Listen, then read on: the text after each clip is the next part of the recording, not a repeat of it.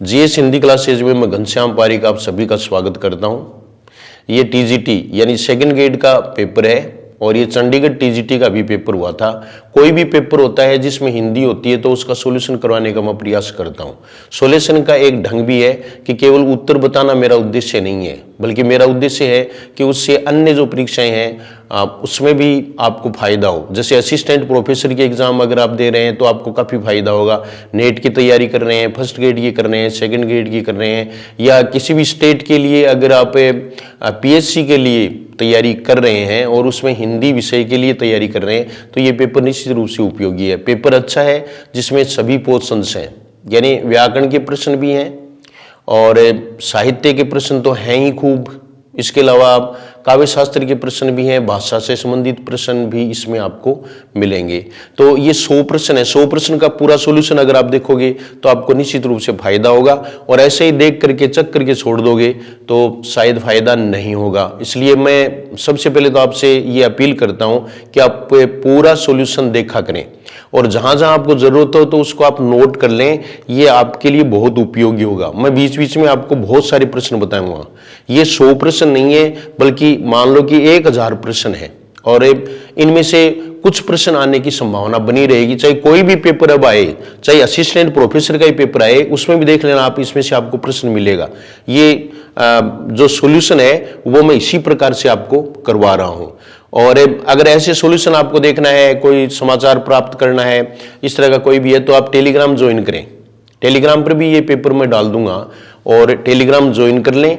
GS Hindi classes Telegram का नाम है, जीएस हिंदी क्लासेज ऐप को डाउनलोड कर लें। GS Hindi classes YouTube channel है वो सब्सक्राइब कर लें और कॉन्टैक्ट नंबर है वो इस पर दिए हुए हैं। अगर इस तरह की कोई क्वेरी हो तो आप उस पर पूछ सकते हैं। और वैसे भी आप second grade, first grade, third grade इसके लिए, या फिर सामान्य हिंदी जहां है, महिला पर्यवेक्षक, एलडीसी, एसआई जो भी है एग्जाम्स हैं जहां सामान्य हिंदी है, उसके लिए आप और ऐप डाउनलोड करके जो फ्री डेमो वीडियोस हैं वो आप देख सकते हैं। और अगर आपको अच्छा लगे तो आप ऑनलाइन घर बैठे भी तैयारी कर सकते हैं। ऑफलाइन भी क्लासेज आधार क्लासेज में चल रही हैं, वो भी आप देख सकते हैं। तो ये पेपर है। इस पेपर में देखो आप कि तीसरे तार सप्तक के कवि हैं, तो 4 तार सप्तक हैं जो अज्ञेय ने जिनका संपादन किया था, जिसमें तार सप्तक का मतलब है प्रथम तार सप्तक और ये है तीसरा तार सप्तक। तो तीसरे तार सप्तक के कवि हैं, इसका उत्तर है विजय देव नारायण शाही। अब ये 3 बच गए, तीनों में भी हमें देखने हैं। अब विजय देव नारायण शाही आए या नहीं आए, ये मेरा बताया हुआ है कि जिसको देखो इसमें 3 नाम है, 3 नाम है, इसका मतलब तीसरे तार सप्तक का है, ये तो हम याद रख सकते हैं। और दूसरा देखो शमशेर सिंह बहादुर, तो इसमें भी आपको बता देता हूं कि ये दूसरे तार सप्तक के कवि हैं। ये दूसरे तार सप्तक के कवि, क्योंकि कोई भी है ना वो शेर या बहादुर है वो कब होता है, दूसरे के घर में या दूसरे के देश में, दूसरे के क्षेत्र में जो बहादुरी दिखाए वो शेर होता है, या अपने घर में कोई शेर होता है। तो अपने घर में नहीं होता, दूसरे में होता है, तो दूसरा तार सप्तक है। ये प्रश्न भी पूछा हुआ है। तो दूसरा तार सप्तक है, उसके शमशेर सिंह बहादुर हैं। गिरिजा कुमार माथुर, गिरिजा कुमार किसको कहते हैं, गणेश जी को सबसे पहले मनाएंगे या अंत में, सबसे पहले। तो ये प्रथम तार सप्तक के कवि हैं, यानी तार सप्तक के कवि हैं। सुमन राजे ये चौथे तार सप्तक में कवियत्री हैं, चौथे तार सप्तक में, यानी 4 ही तार सप्तक है तो चौथे के लिए कोई राज्य नहीं हुई, बल्कि सुमन राज्य हो गई, तो इसलिए सुमन राज्य है वो चतुर्थ तार सप्तक में। ये तो कुछ से ऐसे टिप्स हैं जो आपको ऐप में देखने को मिलेंगे, यानी आप साहित्य को बिल्कुल एक आसान तरीके से, एक आसान टिप्स से, ऐसे नहीं कि एक सूत्र बना दिया वो रटो, वो सूत्र रटे, इससे पहले तो यही रट लें, यही ज्यादा इजी रहेगा मेरी समझ में। तो मैंने कईयों के सूत्र देखे हैं। तो मैं एक बता रहा हूं कि आप अपने जो दैनिक जीवन है उससे इसको जोड़ करके फिर पढ़े। ये केवल हिंदी की बात नहीं है, बल्कि आप कोई भी सब्जेक्ट पढ़ें, जैसे जीके आप पढ़ें, तो जीके अगर आप पढ़ते हैं तो भी आप उसको आम जीवन से जोड़ लें। इस तरह की बहुत सारी ट्रिक्स हैं। इसके लिए आप इंटरव्यू भी दे सकते हैं, जैसे ब्रह्मा देवी का इंटरव्यू देखो आप, इससे पहले किरण जोशी का इंटरव्यू देखो, इस चैनल पर इंटरव्यू है। तो कुछ जो इंटरव्यू है उसमें आपको ये बातें बताई गई हैं कि ये जो ट्रिक्स हैं वो आप अपनाएं। ताकि परीक्षा में भूले नहीं, वो याद रहे। जैसे अब अगर आ जाए कि सुमन राज्य है वो किस तार सप्तक में शामिल है, तो आपने याद आओगे कि भाई चौथे के लिए यही राज्य हुई और राज्य को नहीं हुई, तो ये सुमन राज्य है। इसके बाद में देखो दूसरा, वृहत चतुष्टयी नाम से किन कवियों को जाना जाता है? ये पहला उत्तर है, प्रसाद को जाना जाता है, पंत को, निराला को, महादेव वर्मा को। अब इन्होंने तो क्या पूछ लिया, वृहत चतुष्टयी, ये छायावादी जो कवि हैं उनके बारे में है, लेकिन वृहत त्रयी भी आ सकता है। एक है वृहत त्रयी, ये आ गया वृहत त्रयी, तो उसमें 3 है, तो उसमें महादेव वर्मा है वो नहीं है, वो लघु त्रयी में आएंगे। महादेव वर्मा है वो किसमें है? लघु त्रयी। तो इस तरह से आपको ध्यान में रखना है। फिर अगला देखो, छायावाद स्थूल के प्रति सूक्ष्म का विद्रोह है। विद्रोह कौन करे? जो नागो है वो, इसलिए नगेंद्र, डॉक्टर नगेंद्र। छायावाद स्थूल के प्रति सूक्ष्म का विद्रोह है। अब यहां आपको उल्टा भी याद रखना है कि फिर एक जो विद्वान है उन्होंने ये कहा कि नहीं है, स्थूल के प्रति सूक्ष्म का विद्रोह नहीं है, तो वो है रामविलास शर्मा।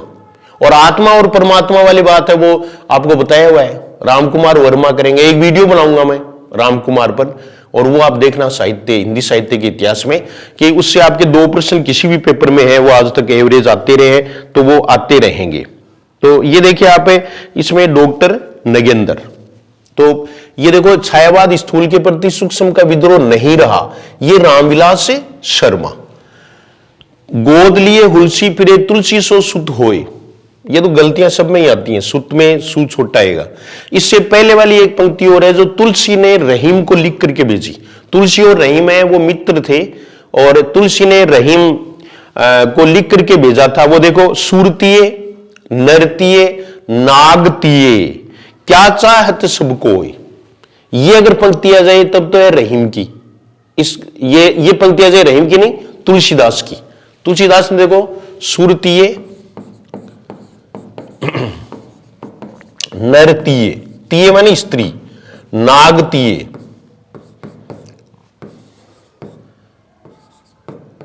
क्या चाहत सब कोई। और फिर उत्तर दिया था किसने? रहीम ने, गोद लिए हुलसी फिरे तुलसी सो सुत होए। तो इसका उत्तर कौन सा हो जाएगा? रहीम जी। और पहली पंक्ति अगर आ जाए, या पहले भी पूछ सकते हैं, पहली आ जाए तब क्या होगा? तुलसीदास होगा। ये पंक्तियां 5-7 तो ऐसी पंक्तियां हैं जो जिनमें से एक पूछेंगे।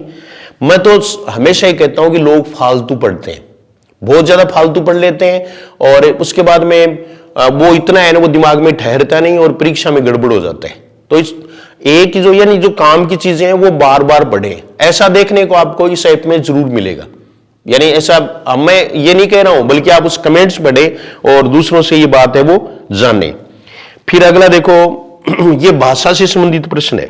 पश्चिमी हिंदी का उद्भव किस अपभ्रंश से हुआ? तो शौरसेनी अपभ्रंश से। शौरसेनी अपभ्रंश से 3 जो उपभाषा है हिंदी की, देखो हिंदी है उसको 5 उपभाषाओं व 17 बोलियों में बांटा गया है। 5 उपभाषाएं हैं, उनमें से पश्चिमी हिंदी सबसे बड़ी है, और पश्चिमी हिंदी है उसका उद्भव शौरसेनी अपभ्रंश से हुआ।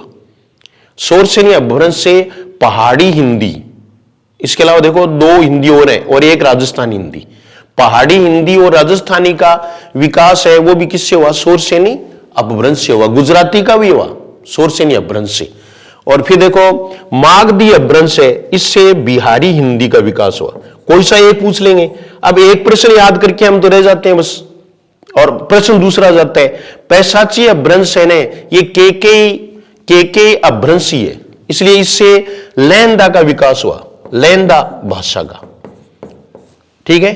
और ये अर्धमागधीय, ये पूछा हुआ है, अभी पूछा ही था, तो ये पूर्वी हिंदी, इससे किसका हुआ? पूर्वी हिंदी का विकास हुआ, पूर्वी हिंदी।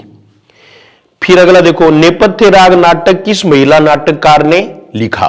तो ये मीराकांत ने लिखा। ये किसने लिखा? मीराकांत ने। ये बहुत इंपॉर्टेंट है, इसमें आप मीराकांत है उसके बारे में थोड़ा और भी आप जान सकते हो। इनके अन्य नाटक है वो लिख लो। ईहा मृग, ईहा मृग, मीराकांत के देखो, ईहा मृग, ये भी इनका नाटक है। ईहा मृग। अन्य है वो भी तो हमें पता होना चाहिए, ये जरूरी नहीं कि ये पूछें। और एक बहुत इंपॉर्टेंट नाटक है इनका, भुवनेश्वर दर भुवनेश्वर, भुवनेश्वर दर भुवनेश्वर, वो लिख लो। जिनका इंटरेस्ट है वो तो लिख लेंगे, लिख लो आप। और दूसरा है कंधे पर बैठा था सांप, कंधे पर बैठा था सांप नहीं सांप, ये भी इनका प्रसिद्ध नाटक है, कंधे पर बैठा था सांप। और एक बहुत इंपॉर्टेंट नाटक इनका है काली बर्फ, बर्फ का रंग वैसे सफेद ही होता है और यह है काली बर्फ। तो मीराकांत है, उसके अन्य नाटक हैं वो आपको ध्यान में रखने हैं। 6 प्रश्न हुए हैं अभी। अगर आप पूरे 100 प्रश्नों के उत्तर अगर आप सुनते हो तो निश्चित रूप से आपको फायदा होगा, इसमें कोई शक नहीं है। छठा प्रश्न देखो 7वां, भरत मुनि के ग्रंथ नाट्य शास्त्र में रसों की संख्या कितनी बताएगी? यह भी विवादास्पद है कि रसों की संख्या है वो 9 बताते हैं 8 बताते हैं, तो ये भरत मुनि वाला आ जाए तो उनका एटीट्यूड ये है 8 ही बताएंगे। इसमें सांतरस है उसका उल्लेख जरूर कर दिया था, लेकिन सांतरस का उन्होंने कोई सांतरस की व्याख्या नहीं की। तो ये 8 रस आएंगे। रसों के बारे में आप जानते हो, रस और स्थायी भाव जरूर ध्यान में रख लें, आगे हैं वो तो वहां चर्चा करेंगे। बनारस अखबार के संपादक कौन थे? तो ये राजा शिव प्रसाद सितारे हिंद थे, राजा शिव प्रसाद सितारे हिंद, राजा शिव प्रसाद सितारे हिंद। अब इसमें तो ये पूछ ले, लेकिन ये भी हो सकता है कि इसका प्रकाशन कब हुआ? तो 1845 में, 1845 ईस्वी में, ठीक है। अन्य है वो भी एक एक अखबार इन्होंने भी निकाला या संपादक रहे, तो इसमें राजा लक्ष्मण सिंह है वो भी इंपॉर्टेंट है, इन्होंने प्रजा हितैषी निकाला। लक्ष्मण सिंह है, लक्ष्मण है वो प्रजा के हितैषी हैं, प्रजा हितैषी। प्रताप नारायण मिश्र, मिश्र ब्राह्मण होते हैं तो ब्राह्मण पत्र ही निकाला इन्होंने, ब्राह्मण, ब्राह्मण पत्र। बाल मुकुंद गुप्त है, इन्होंने संपादन किया था, बाल मुकुंद गुप्त, तो इसने भारत मित्र का संपादन किया, भारत मित्र का संपादन किया था, ये हो गया। फिर देखो प्रेमचंद का प्रथम उपन्यास कौन सा है? सेवा सदन। इनमें से सेवा सदन ही है, इनमें से क्या है? सेवा सदन। सेवा सदन है, इसका प्रकाशन वर्ष पूछ सकते हैं 1918 में। यह वैसे पूर्णतः हिंदी का मौलिक नाटक नहीं है, यह बाजारे हुस्न का अनुवाद है। पहले उर्दू में बाजारे हुस्न के नाम से लिखा गया और फिर इसका प्रकाशन है वो किया गया था। और निर्मला है वो 1927, निर्मला कै साल की होगी? 27 की, 1927। फिर है कर्म भूमि है, वो भी आपको याद रखना है, ये 1933 में, 1933। और ये 21-22 में, ये प्रेमाश्रम है, प्रेमाश्रम 1921-22, दोनों आ जाए तो 22 करना है, प्रेमाश्रम। फिर अगला प्रश्न देखो, निम्नलिखित में से कौन सा वाक्य शुद्ध है? तो यहां भी थोड़ा सा आपको ध्यान रखना है, एक से लग रहे हैं। रीता ने पेट भर मिठाई खाई, अब ये देखो पेट भर, और रीता ने पेट भर के मिठाई खाई। एक है रीता ने भरपेट मिठाई खाई, तो भरपेट होता है, ये सामासिक पद यही सही है, तो ये उत्तर होगा। तो इसमें कोई खास बात नहीं थी। भरपेट में अव्ययी भाव समास है। मिस्टर अभिमन्यु नाटक के रचयिता कौन है? तो ये लक्ष्मी नारायण लाल है, लक्ष्मी नारायण मिश्र नहीं है, लक्ष्मी नारायण लाल। ये देखो मिस्टर अभिमन्यु, लक्ष्मी नारायण लाल, लक्ष्मी नारायण लाल। तो ये दोनों में अंतर कर सकोगे कि मिश्र है या फिर लाल है, ये दोनों में आप अंतर करोगे, ठीक है। और लक्ष्मी नारायण लाल का एक उपन्यास बहुत ही इंपॉर्टेंट है, मादा कैक्टस, मादा कैक्टस, मादा कैक्टस। और एक है अंधा कुआं। ये दो नाटक और याद रखने, ये नहीं आएगा तो मादा कैक्टस आ जाएगा, देख लेना। ये विश्लेषण है, इसको विश्लेषण कहते हैं, क्योंकि मैं आपको जो भी बता रहा हूं वो परीक्षा के लिए निश्चित रूप से इंपॉर्टेंट है। मेरी दृष्टि से हो सकता है कि नहीं भी है, वो तो मैं नहीं कर सकता। राजभाषा अधिनियम कब लागू हुआ? 1963 में। इसमें डी हो जाएगा, 1963, ये 63 है, नहीं दिख रहा है तो यहां लिख देता हूं, ठीक है। अन्य से अनन्य है, ये पूछते ही रहते हैं, ये प्रभा खेतान की रचना है। अब इसमें तो इतना दे दिया कि अन्य से अनन्य किसकी रचना है, प्रभा खेतान, लेकिन कई बार ये पूछ लेते हैं कि अन्य से अनन्या किस प्रकार की विधा की रचना है, तो ये आत्मकथा है, प्रभा खेतान की आत्मकथा है, अन्य से अनन्या। नीचे दिए गए कूट की सहायता से सूची 1 और सूची 2 यानी फर्स्ट और सेकंड से सही सुमेलित कीजिए। ये देखो अब इसमें हम सुमेलित कर लेंगे। सुमेलित में देखो केशवदास है, ये विज्ञान गीता। दूसरा देखो भूषण, मान लीजिए मतीराम को एक बार आप छोड़ दो और इसमें भूषण है, तो भूषण है इसका छत्रसाल दशक, फिर देव है तो इनका सुजान विनोद, और मतीराम का अपने आप ही बच जाएगा वृत्त कौमुदी। ये इनकी रचनाएं हैं। तो इसमें 14 नंबर के वाले प्रश्न में कौन सा उत्तर सही होगा, सी 3 नंबर, ये सही है। ऐसे पी में 4 नंबर ऐसे आप कन्वर्ट कर लेंगे। इन शब्दों में से एक विशेषण है, यह भी इंपॉर्टेंट शब्द है। इन शब्दों में से एक विशेषण है आर्थिक, बचपन, माधुर्य, शस्व। तो आर्थिक, एक प्रत्यय जहां भी लगा है वो शब्द विशेषण होता है। बचपन भाववाचक संज्ञा है, माधुर्य भाववाचक संज्ञा है, शैशव है वो भी भाववाचक संज्ञा है। शिशु जोड़ है, मधुर जोड़ ये, और बच्चा जोड़ पन, पन प्रत्यय आ गया। फिर अगला देखो ये अलंकार का प्रश्न है, आसानी से कर सकते हैं आप। खग कुल, कुल मानी वंश परिवार मान लो आप, कुल सा बोल रहा, ये कुल है वो आवाज है, तो दो भिन्न भिन्न यानी भिन्न अर्थों में आवृत्ति हो गई शब्द की। इसका मतलब ये कौन सा अलंकार है, यमक अलंकार है, यमक अलंकार। क्षणदा निबंध किसका है, महादेव वर्मा का है। इनके 3 निबंध संग्रह वो काफी प्रसिद्ध है महादेव वर्मा के, जिनमें सबसे इंपॉर्टेंट श्रृंखला की कड़ियां है। श्रृंखला की कड़ियां, श्रृंखला ऐसे लिखेंगे, श्रृंखला की कड़ियां। कुछ है ना उनको बहुत जल्दी लगी रहती है कि यूट्यूब पर जैसे जल्दी जल्दी पढ़ाते हैं तो हम देख लेते हैं, और बाकी वो तो आप स्पीड भी कर सकते हो। हाँ, बाकी जो है ना वो तसल्ली से पढ़ाए ना तो कोई पढ़ने के लिए तैयार नहीं है, किसी के पास टाइम नहीं है। जबकि कंपटीशन है वो, उसमें आपको मैं बता दूं कि ये तसल्ली का ही काम है। अगर आपके मन में तसल्ली नहीं है तो आप कहीं न कहीं चूकेंगे। तो ये देखिए 3 इनके हैं, जिनमें एक क्षणदा हो गया और एक ये हो गया, एक साहित्यकार की आस्था व अन्य निबंध, साहित्यकार की आस्था तथा अन्य निबंध। निम्नलिखित में से अमृतलाल नागर का उपन्यास नहीं है, तो इनका ये बड़ी बड़ी आंखें नहीं है। बाकी सुहाग के नूपुर, नूपुर जैसे गलत लिख दिया, अब किसको क्या कहते हैं ये बताओ। पेपर प्रिंटिंग है, जो हिंदी के प्रिंटिंग में गलती हो जाती है तो क्या हो। सेठ बांकेलाल इनका है, और इसके अलावा एक जो इनका ये लास्ट वाला है वो बिखरे तिनके है, बिखरे तिनके, बिखरे तिनके। ये पूरा नहीं आ रहा तब बता रहा हूं आपको। निम्नलिखित, तो ये बड़ी बड़ी आंखें, अब आंसू क्या मुंह हमें, बड़ी बड़ी आंखें मुंह, तो ये उपेंद्र नाथ अस्क का है। ये उपन्यास है वो किसका है, उपेंद्र नाथ अस्क। ऐसे आप याद कर सकते हैं। अगर आपने जीएस हिंदी क्लासेस पर कोर्स ले लिया तो आपको इस तरह की प्रत्येक चीज मिलेगी जो परमानेंट होगी। अब जो बड़ी बड़ी आंखें आएगा ना, तो हमें ध्यान में रहेगा कि बड़ी बड़ी आंखें आंसू आती हैं, बड़ी बड़ी आंखें बावे आंसू खूब आवे, तो बड़ी बड़ी आंखें वो किसका है, अश्क मानी आंसू, तो ये उपेंद्र नाथ अश्क का है। फिर निम्नलिखित में से प्रगतिवाद की विशेषता है, धर्म, ईश्वर तथा व्यक्तिवाद में आस्था नहीं थी इनकी, प्राचीन रूढ़ियों और मान्यताओं में विश्वास बिल्कुल नहीं था, नारी के प्रति परंपरावादी दृष्टिकोण इनका नहीं था, और शोषक वर्ग के प्रति घृणा और शोषितों के प्रति सहानुभूति, ये डी वाला हो जाएगा।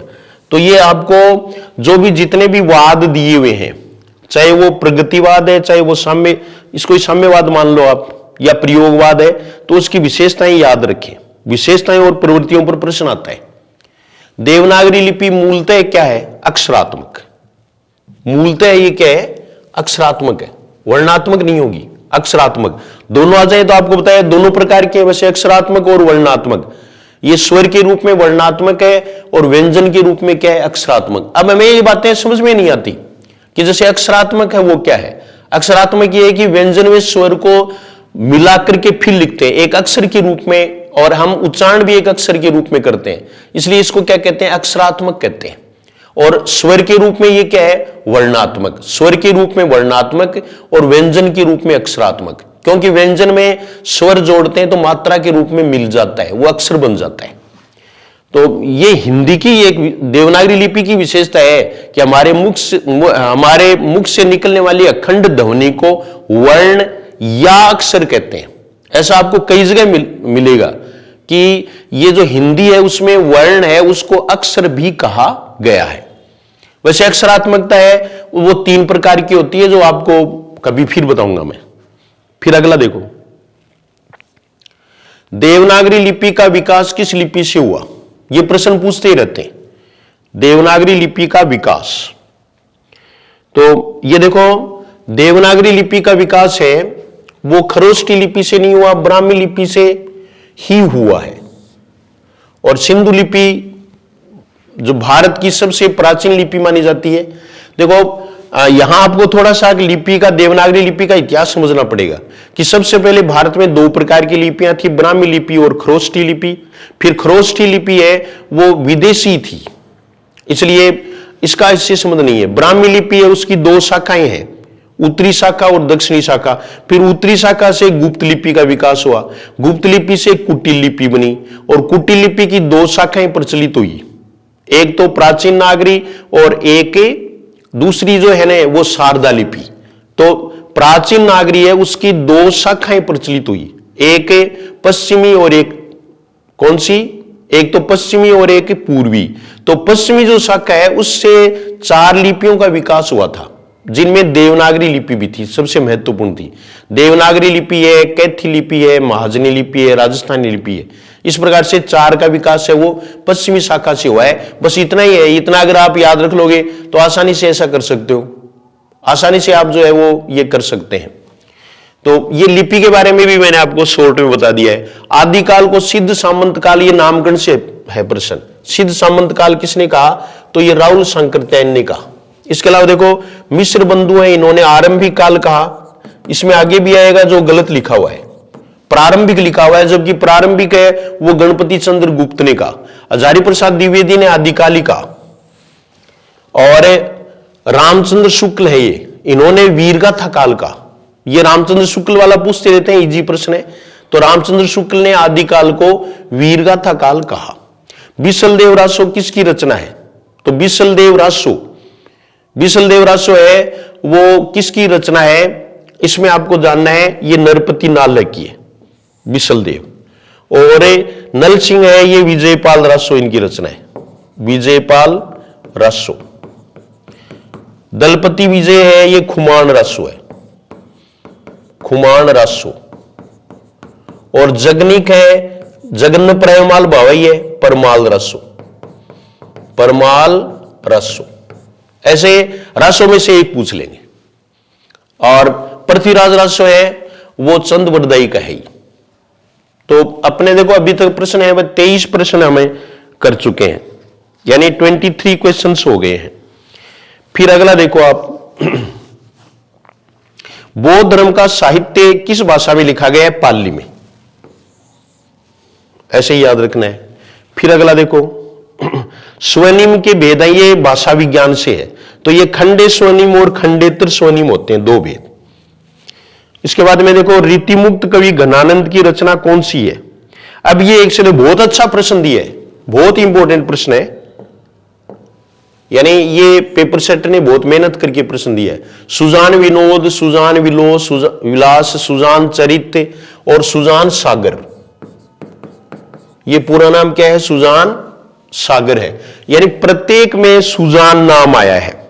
अब इसमें आपको देखना है कि इनकी रचना का नाम है सुजान सागर, घनानंद।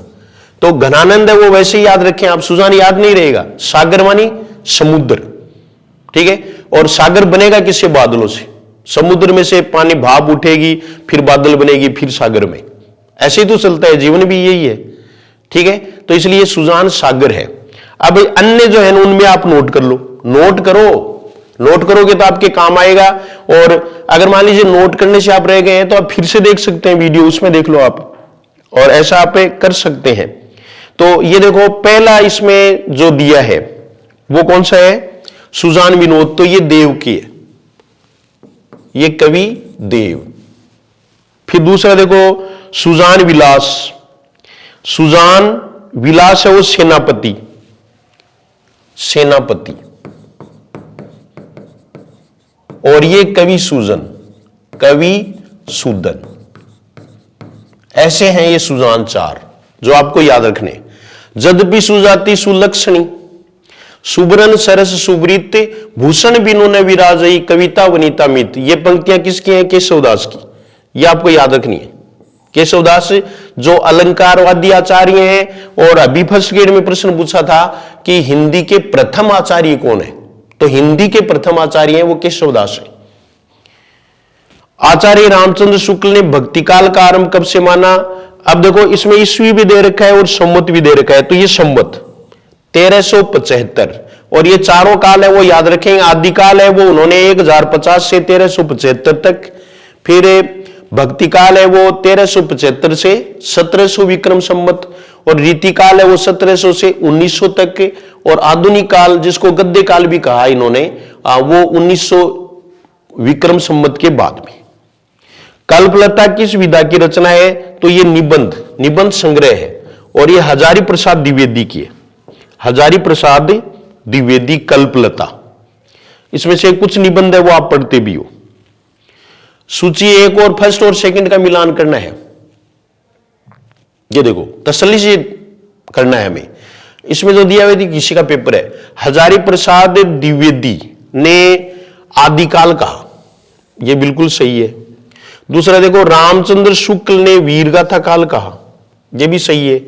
महावीर प्रसाद द्विवेदी ने बीज वपन काल, ये तो जैसे एक इंटरव्यू आप देखोगे ना, आप देखते नहीं हो, इंटरव्यू देखोगे तो उसने सीधा सीधा कहा है कि महावीरो है वो बहुत अच्छे आड़ी है, आड़ी का मतलब बीज वो है, यानी बीज उगाने बीज बोने में उसका नंबर है, तो महावीर बीज वपन काल, ये आपको याद रखना है। ऐसा जो है वो ब्रह्मा देवी ने भी कहा है। और मिश्र बंधु है इनका प्रारंभिक काल। अब उत्तर तो ये होगा लेकिन ये प्रारंभिक शब्द है वो सही नहीं है, ये आरंभिक है, क्योंकि प्रारंभिक शब्द का प्रयोग है वो गणपति चंद्र गुप्त ने किया था, ठीक है। और ये जो है वो 30 का प्रश्न है, 30 का प्रश्न है, इसमें एक नंबर सही है, ए, ये सही होगा, ए वाला सही है, ए वाला देख लो, ये देखो। फिर नेक्स्ट देखो अगला प्रश्न, स्थान के आधार पर पूर्व तालव्य व्यंजन है तो ठे, ये पूर्व तालव्य है। संविधान की 8वीं अनुसूची में सन 2003 में कितनी नई भाषाएं जोड़ी गई, तो 4 जोड़ी गई, 4 भाषाएं जोड़ी गई हैं 2003 में।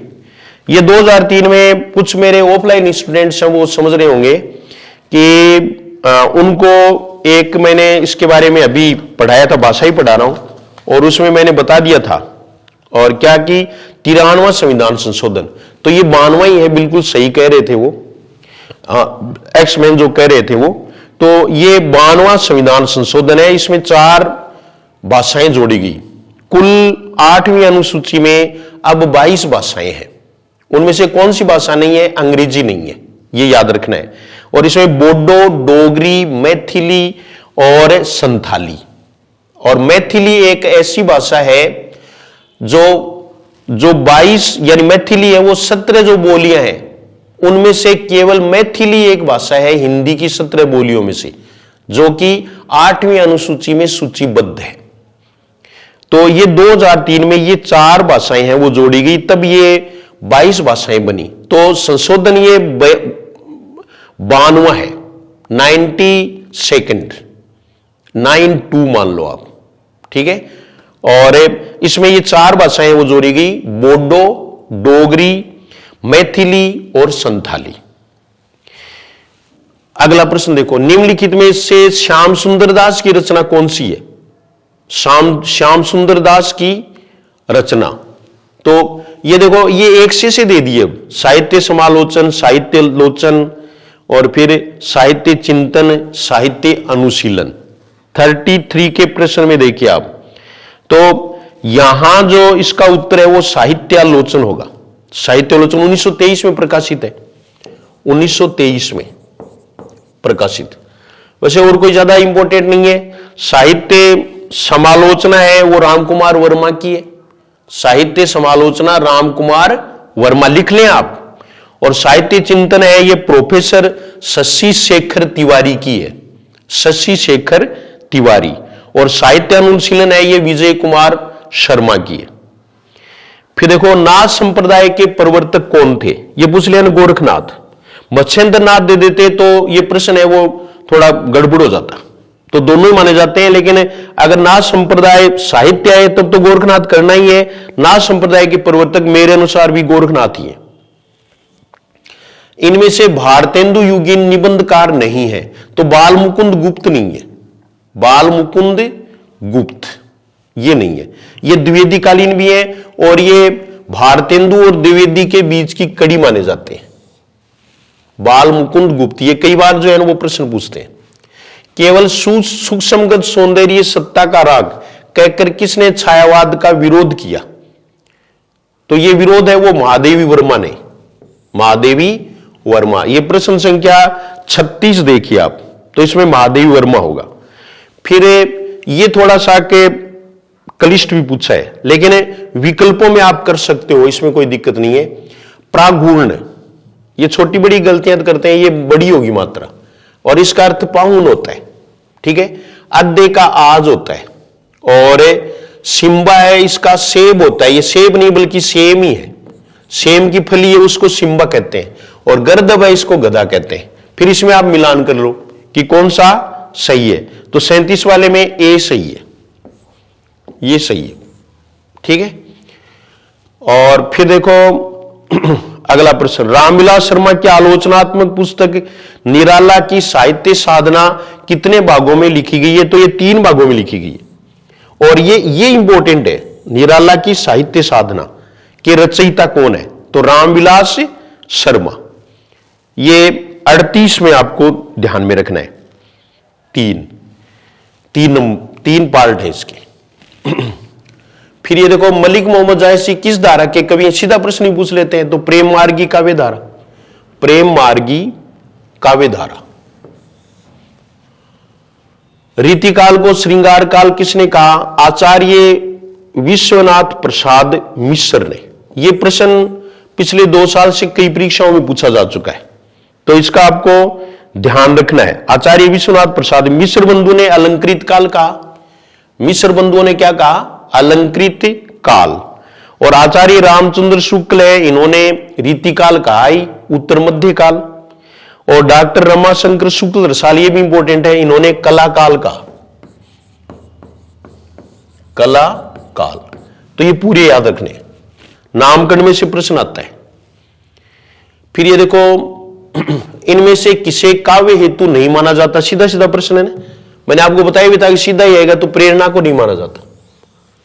बाकी ये 3 है। प्रवासी साहित्य में लाल पसीना किसका उपन्यास है, ये 42 का प्रश्न है, प्रश्न संख्या 42। तो ये अभिमन्यु अनंत का है, थोड़ा सा हार्ड है, अभिमन्यु अनंत। पनघट कहानी के रचनाकार हैं, पनघट कहानी के रचनाकार हैं तो सुदर्शनी है।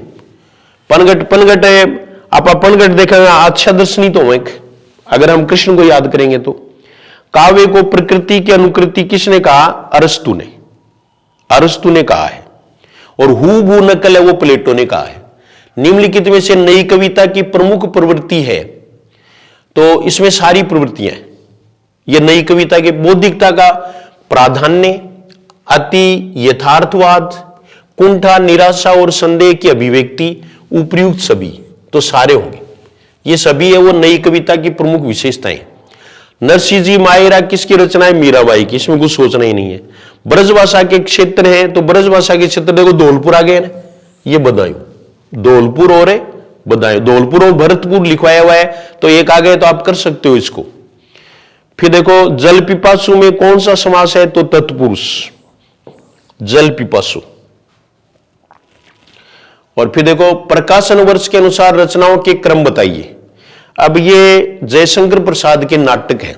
49 का प्रश्न देखो, 49 का प्रश्न थोड़ी जल्दबाजी में भी करने लगे क्योंकि कुछ वो उगता जाते हैं। तो अजातशत्रु 1922 में, फिर स्कंदगुप्त 28 में, 1922, 1928, 1931 और 1933। स्कंदगुप्त 1928 और फिर है चंद्रगुप्त। तो चंद्रगुप्त है वो 1931 में और धुरस्वामिनी 1933 में। तो ये काल पहला ही सही होगा, पहला उत्तर सही हो जाएगा। फिर अगला देखो, भारतेंदु की मौलिक रचना कौन सी है, ये प्रश्न आता ही है। इनके नाटक है वो दो प्रकार के हैं, एक तो मौलिक नाटक है और एक अनुदित नाटक है। तो इसमें से नील देवी है वो मौलिक नाटक है, नील देवी। बाकी ये जो है वो अनुदित नाटक है जिनका अनुवाद किया गया है। 50 प्रश्न, आधा पेपर हो गया है। भारोपीय परिवार की शाखा केंतुम वर्ग की भाषा नहीं है, तो केंतुम वर्ग की भाषा है वो रूसी नहीं है, ये सेंतुम वर्ग की है। ये किसमें है, सेंतुम वर्ग में। ये दो शाखाएं हैं। देखो पूरे विश्व में 13 भाषा परिवार और 3000 भाषाएं हैं। 13 भाषा परिवार है, इनमें से सबसे बड़ा जो भाषा परिवार है क्षेत्रफल की दृष्टि से भी और जनसंख्या की दृष्टि से भी वो भारोपीय परिवार है। फिर भारोपीय परिवार है उसकी दो शाखाएं हैं, एक केंतुम एक सेंतुम। फिर सेंतुम है उसका संबंध हिंदी से है और सेंतुम है उससे फिर 3 उपशाखाएं निकली, जिसमें नहीं केंतुम सेंतुम जो है उससे फिर एक भारतीय ईरानी शाखा और भारतीय ईरानी की फिर 3 उपशाखाएं हैं, जिनमें एक है वो ईरानी है, एक दर्द है, एक भारतीय। फिर भारतीय से भारतीय आर्य भाषाओं का विकास हुआ, प्राचीन, मध्यकालीन और आधुनिकालीन। तो ये पूरा टॉपिक पढ़ना पड़ता है। ये आपको हम पूरा है वो पढ़ सकते हैं, ऐप के माध्यम से भी पढ़ सकते हैं। बहुत सरल प्रकार से बताया गया है और ये 3-4 प्रश्न पढ़े ही हैं, ये मान लो आप फर्स्ट ग्रेड में, सेकंड ग्रेड में। फिर अगला देखो आप, निम्नलिखित में से कौन सी पूर्वी हिंदी की बोली है, तो पूर्वी हिंदी की बोली देखो ये आपको जो 5 उपभाषाएं हैं उनमें पूर्वी हिंदी है। तो पूर्वी हिंदी है उसका सूत्र आपको बताया था कि 36 यो अब ही अगुण ना के भाग लियो। अगुण को मतलब पूर्वी हिंदी, और 36 गड्डी, 36 गड्डी हो गए ना, और तो 36 गड्डी है एक तो, और भाग लिया बघेली है, अब ही का मतलब अवधि है। तो इसमें देखो पूर्वी हिंदी की बोली है तो बघेली है, बुंदेली है वो पश्चिमी हिंदी की है, कन्नौजी है वो भी पश्चिमी हिंदी की है, और मग ही है वो देखो आप कि मग्गो बिहार से मेथी भेजी, ये इसका सूत्र है, मग्गो बिहार से मेथी भेजी। तो मग ही का मतलब मग ही बिहारी हिंदी में आएगा, ये बिहारी हिंदी की है, मग ही बिहारी हिंदी। ये 52 हो गए। पंकज शब्द रचना के आधार पर किस प्रकार का है, तो ये योग रूढ़ है, योग रूढ़। रचना के आधार पर शब्द है वो 3 प्रकार के होते हैं, रूढ़, यौगिक और योग रूढ़। तो योग रूढ़ शब्द वो होते हैं जिनके टुकड़े किए जा सकते हैं और जिसका एक तीसरा अर्थ निकलता है, जैसे पंकज है, दशानन है, ये है। फिर देखो भ्रमर गीत सार के रचनाकार हैं। अब देखो भ्रमर गीत नहीं दिया, भ्रमर गीत सार दिया है, तो आचार्य रामचंद्र शुक्ल, मेरा ऐसा कैसा बताया हुआ है कि ये आने पर उत्तर बदल जाएगा, तो आचार्य रामचंद्र शुक्ल। उक्ति व्यक्ति प्रकरण एक अत्यंत महत्वपूर्ण ग्रंथ है, ये कथन किस विद्वान का है, ये 55 का प्रश्न आप देखिए, तो ये हजारी प्रसाद द्विवेदी का है। ये किसका कथन है, हजारी प्रसाद द्विवेदी का। ऐसे कथन है वो आपको ध्यान में रखने हैं, लेकिन इनमें उलझना नहीं है। निम्नलिखित में से कौन सा हरिशंकर परसाई का निबंध नहीं है, तो ठलुआ कलब नहीं है, ये बाबू गुलाब राय का है, ठलुआ कलब। बाबू हो जगह ठाला ही हुए, तो ठलुआ कलब। ठलुआ कलब है वो प्रेमचंद की एक कहानी का नाम भी है। निम्नलिखित में से कौन सा अलंकार निरूपण ग्रंथ नहीं है, तो इसमें अलंकार ग्रंथ, अलंकार निरूपण, यानी जिसमें अलंकारों का वर्णन नहीं किया गया है। प्रश्न संख्या है वो 57 देखो, तो इसमें रतन हजारा है जो रस निधि का ग्रंथ है, रतन हजारा, ये देखो कालिदास हजारा नहीं। और फिर अलंकार पंचाशिका है, वो भी इंपॉर्टेंट है, ये मतीराम की रचना है, अलंकार पंचाशिका। फिर देखो शिवराज भूषण है, ये भूषण का है ही, और अलंकार संबंधी ग्रंथ है, ये पूछते ही रहते हैं। और भाषा भूषण है, ये श्रीधर का है, भाषा भूषण है वो श्रीधर।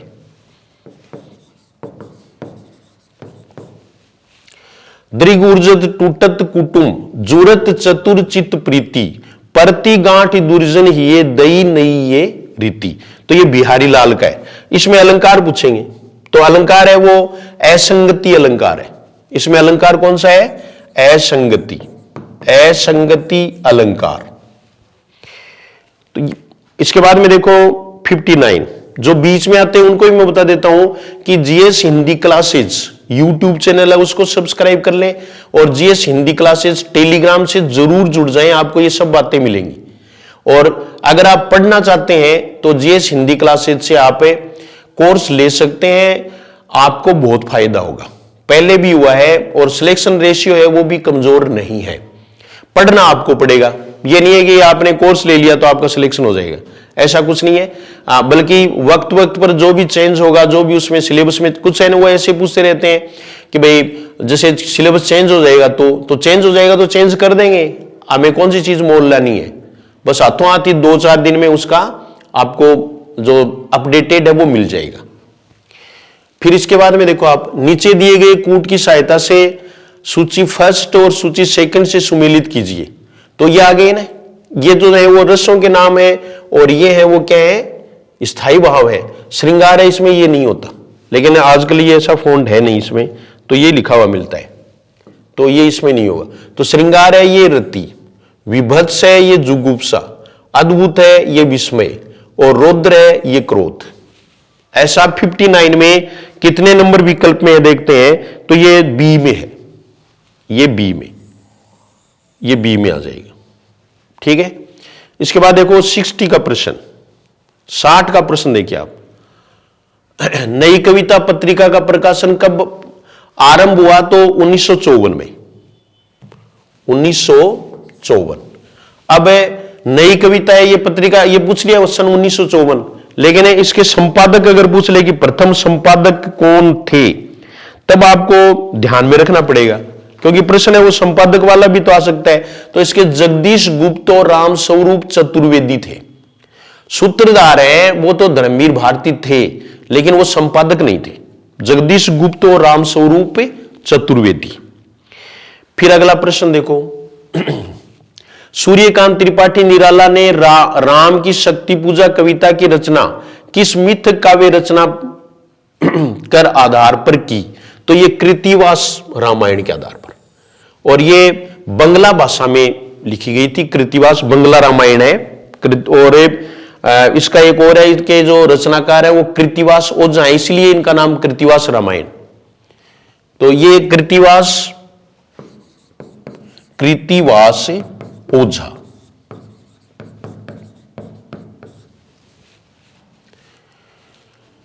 कुछ है वो जैसे रामायण करते हो, रामायण नहीं करना है, कृतिवास रामायण करना है, कृतिवास ओझा। निम्नलिखित में से कौन सा ग्रंथ आचार्य मम्मट ने लिखा? तो आचार्य मम्मट है, उन्होंने ममता से ही प्रकाश होता है काव्य प्रकाश लिखा। काव्य मीमांसा है ये राजशेखर की है। ये देखो ऐसे जो है ना वो इनके ग्रंथों के नाम पूछ लेते हैं, तब सामान्य ग्रंथ याद रखने जरूरी नहीं है। काव्य अलंकार है ये भामह की रचना है, और काव्य आदर्श है वो दंडी की रचना है, ये दंडी की, आपको याद रखना है। मैथिली शरण गुप्त को राष्ट्र कवि की उपाधि किसने दी? तो महात्मा गांधी ने। ये काशी में दी थी, और भारत भारती रचना पर दी थी, भारत भारती रचना पर 1936 में काशी में दी। आल्लाखंड के नाम से किस रासो ग्रंथ को जाना जाता है? परमाल रासो को, परमाल रासो को जाना जाता है। तो आल्लाखंड के रूप में तो एक अंग्रेज थे चार्ल्स इलियट, उन्होंने प्रकाशन करवाया, और परमाल रासो के रूप में श्याम सुंदर दास ने नागरी प्रचारण सभा से इसका प्रकाशन करवाया था। इसमें आल्ला और उद्दल जो है उनकी वीरता का वर्णन है, वीरस प्रधान ग्रंथ है। संघर्षी व्यंजन बताइए, तो संघर्षी व्यंजन है वो कौन से हैं? श। च है वो स्पर्श संघर्षी होगा, ये छ है वो स्पर्श संघर्षी है, और श है वो क्या है? संघर्षी है। पहाड़ ताली किस बोली की उपबोली? अब ऐसे जो प्रश्न ये बहुत इंपॉर्टेंट अच्छा दिया इन्होंने, और ये पूछ भी सकते हैं, अभी फर्स्ट ग्रेड में भी पूछ सकते हैं। पहाड़ ताली किस बोली की उपबोली है? तो ये खड़ी बोली की है, खड़ी बोली, पहाड़ी की नहीं है, खड़ी बोली की है। खड़ी बोली में देखो एक बिजनौरी भी है और करखंदारी भी है। बिजनौरी जहां बिजनौर में शुद्ध रूप बोला जाता है, और एक है करखंदारी। फिर है कौन सी मासिक पत्रिका केवल महिलाओं से संबंधित थी? तो बालाबोधिनी। ये 1874 में भारतेंदु हरिश्चंद्र ने प्रकाशन, ये संपादक थे। भारतेंदु हरिश्चंद्र की 3 पत्रिकाएं प्रसिद्ध हैं, ठीक है। उनमें से बालाबोधिनी वो तीसरी पत्रिका थी, वो केवल महिलाओं के लिए थी। बालाबोधिनी। कवि वचन सुधा है वो पहली थी 1968 में, और फिर है वो हरिश्चंद्रिका भी इनकी पत्रिका है वो रही है, मैगजीन मान लो हरिश्चंद्रिका मैगजीन, तो फिर ये नाम हटा दिया था। तो ये 3 पत्रिकाएं वो 73 में थी। रमणीयार्थ प्रतिपादक है शब्द है काव्यम, तो रमणीय अर्थ किसका? जगन्नाथ का ये नाम लिया करो, बस जगत का नाथ है वही रमणीय है, और है भी क्या। विखंडनवाद का जनक किसे माना जाता है? तो ये देरिदा को माना जाता है, देरिदा। फिर देखो पतिता की साधना उपन्यास के रचनाकार हैं, ये प्रश्न संख्या 70 है, तो भगवती प्रसाद वाजपेयी है, भगवती प्रसाद वाजपेयी, भगवती प्रसाद वाजपेयी है। रामायण का संधि विच्छेद है राम जोड़ अयन, ये नए का नए रे के कारण हुआ, और इसमें दीर्घ संधि है और व्यंजन संधि भी है। डॉक्टर नाटक के रचयिता है, यानी 72, तो ये विष्णु प्रभाकर है, विष्णु प्रभाकर। कुछ हमें याद ही रखना पड़ेगा। अब कुछ है ना तो आगता हो गया, इसलिए मैं भी जल्दी कर लागू। काव्य रचना की 2 अन्य शैलियों का भी आदिकाल में विकास हुआ था, जिन्हें कुछ विद्वानों ने भाषा के नाम से अभिहित कर एक भ्रम पैदा कर दिया है। ये शैलियां हैं डिंगल तथा पिंगल। ये पंक्तियां किस आलोचक की हैं? पंक्तियां बहुत शानदार हैं, पंक्तियां हैं वो अच्छी हैं। ये देखिए प्रश्न संख्या 73 यानी 73 का प्रश्न है। तो ये डॉक्टर नगेंद्र थे, डॉक्टर नगेंद्र। तो ये देखिए डॉक्टर नगेंद्र, इसमें आपको ये याद रखना है। ज्ञानाश्री शाखा के कवि नहीं है, अग्रदास नहीं है, ये राम भक्ति शाखा के कवि हैं, बाकी सभी हैं वो ज्ञानाश्री के हैं। ईश्वर यानी ब्रह्म स्वतंत्र तत्व है, परंतु जीव भी सत्य है, मिथ्या नहीं। ये किस दर्शन से संबंधित है? विशिष्टाद्वैतवाद। ये रामानुजाचार्य का है, और अद्वैतवाद है वो शंकराचार्य का है। शुद्ध अद्वैतवाद है वो वल्लभाचार्य का है, और एक और है ये देखिए आप द्वैतवाद है वो मध्वाचार्य का है। ये पूछते ही रहते हैं, ये मध्वाचार्य। निम्नलिखित में से कौन सी रचना तुलसीदास की नहीं है? तो पहले प्रश्न आ गया ये कि राम की शक्ति पूजा निराला की बता दी थी ना, तो ये नहीं है। बाकी पार्वती मंगल आ जाए तो आपको पहले बताया हुआ है कि मंगल आने पर क्या होगा? अवधि भाषा का शब्द होगा, अवधि भाषा उसकी भाषा होगी पार्वती मंगल की। और गीतावली ये ब्रज भाषा की रचना है। रामचरितमानस है वो अवधि की है। जहां मंगल और राम शब्द अगर रचना में आ जाए तो वो अवधि का है। फिर अगला देखो,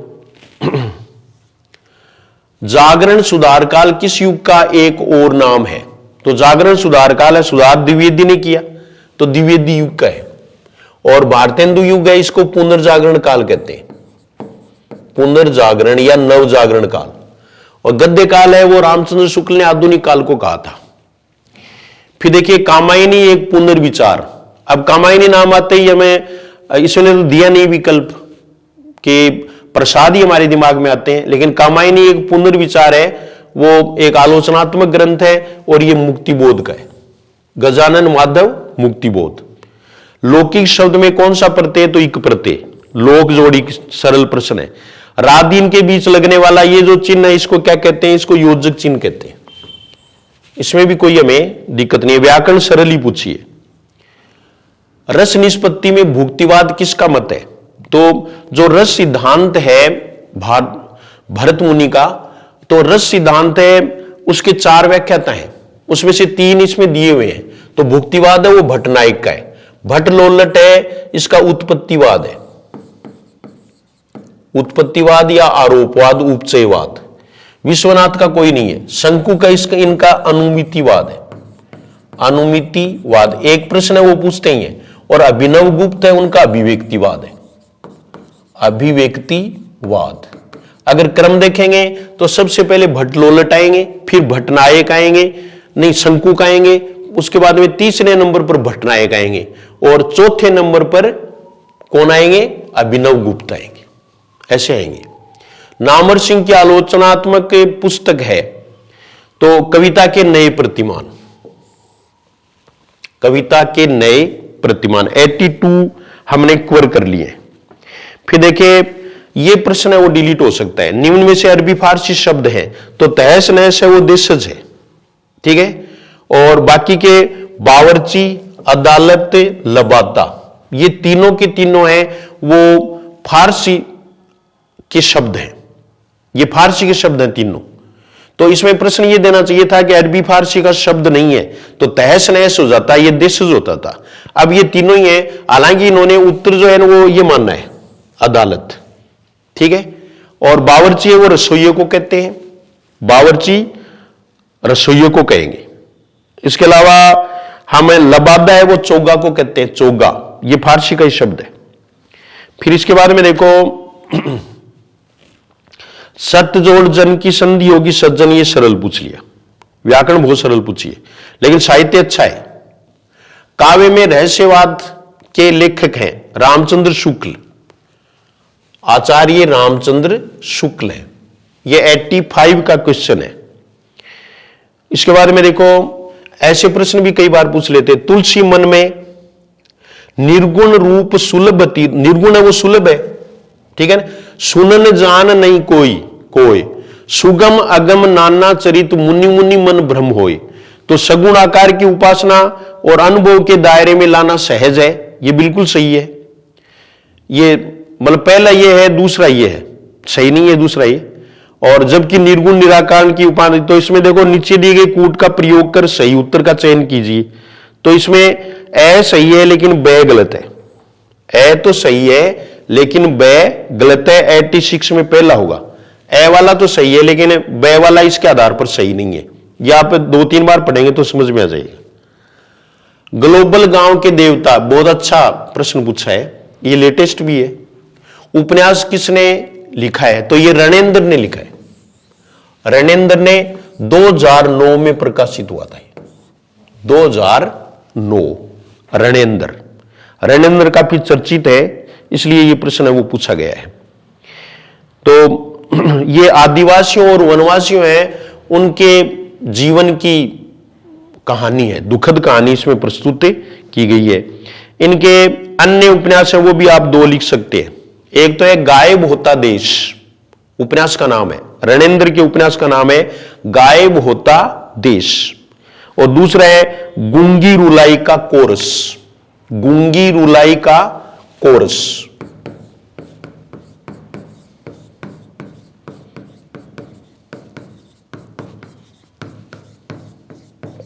कोरस समूह गान को कहते हैं। पेरिप्सुस, अच्छा प्रश्न पूछ लिया सरल, के रचयिता कौन है? लोंजाइनस, उदात्त तत्व वाले। निम्नलिखित में से कौन सा कवि अष्टछाप का नहीं है?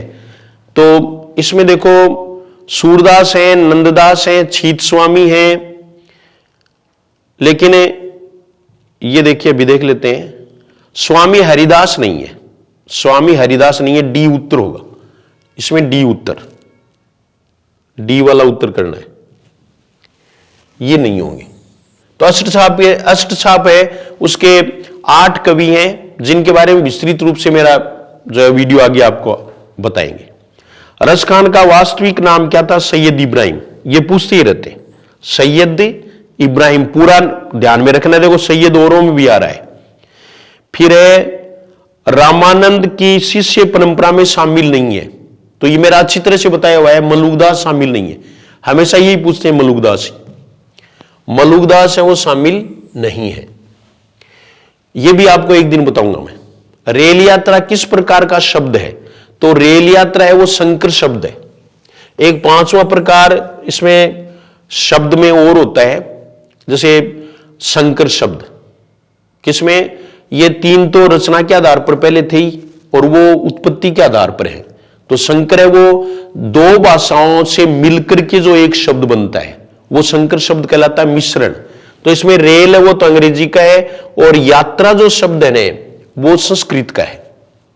कुछ उतले कुछ गहरे के रचनाकार हैं बाबू गुलाब राय, यानी बाबू है ना उथल बोगन पन्नान। भाषा विज्ञान के व्यतिरेकी अध्ययन में भाषा के किस रूप का अध्ययन किया जाता है? तो भाषा की असमानताओं का, भाषा की असमानताओं का किया जाता है। फिर अगला देखो, जायसी की रचना पद्मावत में राघव चेतन किसका प्रतीक है? तो राघव चेतन है वो शैतान का प्रतीक है। ये सरल प्रश्न है।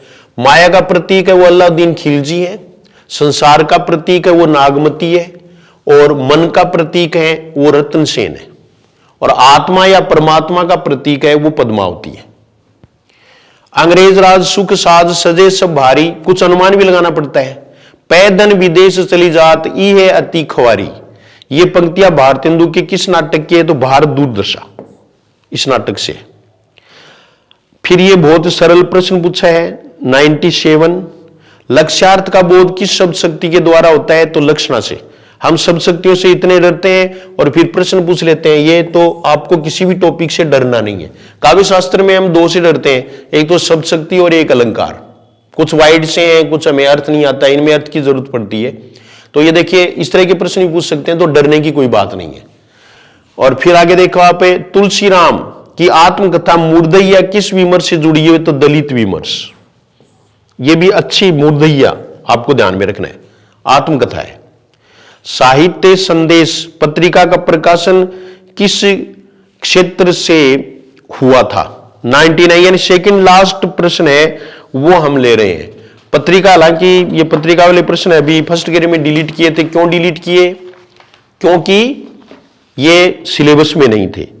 तो ये जो है वो आपको ध्यान में रखना है। ये आगरा से प्रकाशित, आगरा। और फिर 100 का प्रश्न देखो, लास्ट प्रश्न देखिए आप। लिरिकल बैलेट्स किस रचनाकार का काव्य संग्रह? तो वर्ड्सवर्थ, जो अंग्रेजी के नेचर पोइट है, प्रकृति के कवि कहे जाते हैं वर्ड्सवर्थ, उनकी रचना का नाम है। तो ये 100 प्रश्न थे। अब आपने पाया 100 प्रश्नों में बाद में मैंने थोड़ी जल्दी की है, फिर कभी मैं और बता दूंगा आपको इससे संबंधित। लेकिन पूरा विश्लेषण करेंगे तो काफी समय भी लगेगा, और लेकिन उसमें आपको फायदा होगा, अचीवमेंट होगा। एज इट इज प्रश्न नहीं आते, उसके दाएं बाएं आते हैं, तो हमें दाएं बाएं जो है वो रखना है। अपनी जो टेस्ट सीरीज है उसकी भी यही विशेषता है। टेस्ट सीरीज है उसमें पूरा का पूरा रिवीजन हो जाएगा।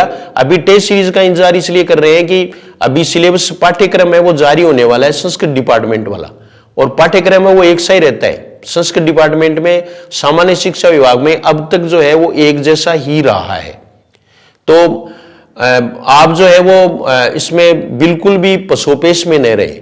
एक दूसरे कईयों के दिमाग में ये भी है ये कि 48% है वो इसमें जरूरी है, तो क्या सामान्य शिक्षा है उसमें भी 48% जरूरी होंगे? तो अब तक जरूरी नहीं रहे हैं। अब बाद में तो आज के बाद तो कुछ भी कर सकते हैं, उसके बारे में हम कुछ नहीं कर सकते, लेकिन अब तक जो है वो 48% वाले नहीं रहे हैं। मैं आपको कुछ उदाहरण दे सकता हूं। किरण जोशी जिसने अभी इंटरव्यू इसमें दिया था, उनके एमए में यानी पीजी में 45% ही है, 48% नहीं है, और वो व्याख्याता जो उन्होंने ज्वाइन कर लिया। ऐसे वो बहुत सारे जानता हूं। ये पहले था इसमें रूल, लेकिन इसमें बाद में हटा दिया था। अब 48 का सामान्य शिक्षा में कोई नियम नहीं है। अगर बाद में ये ले आए तो एक अलग बात है। और संस्कृत डिपार्टमेंट में ये पहले भी था, ये कोई नया नहीं बनाया है, बल्कि पहले ही नियम था। तो इससे आप बिल्कुल भी पसोपेश में नहीं रहे, तैयारी में जुट जाएं, तैयारी करें, और वैकेंसीज है वो शीघ्र ही आ सकती है। अब वैसे भी आई हुई है पढ़ने वालों के लिए, तो ये वैकेंसी भी खूब है। और फिर सेंट्रल गवर्नमेंट की वैकेंसी आ रही है, डीएसएसएसबी की वैकेंसीज हैं वो भी रिलीज हो चुकी हैं।